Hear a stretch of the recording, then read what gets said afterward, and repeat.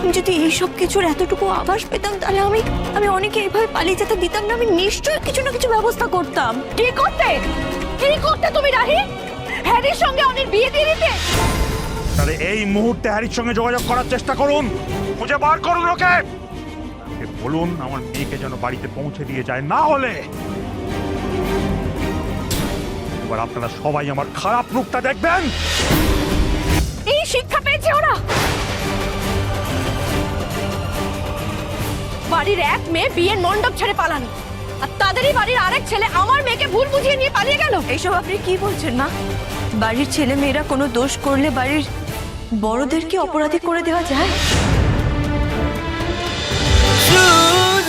শুধু তোমারই জন্য আজ রাত 10:30টায় স্টার জলসায় ও জিও হটস্টারে।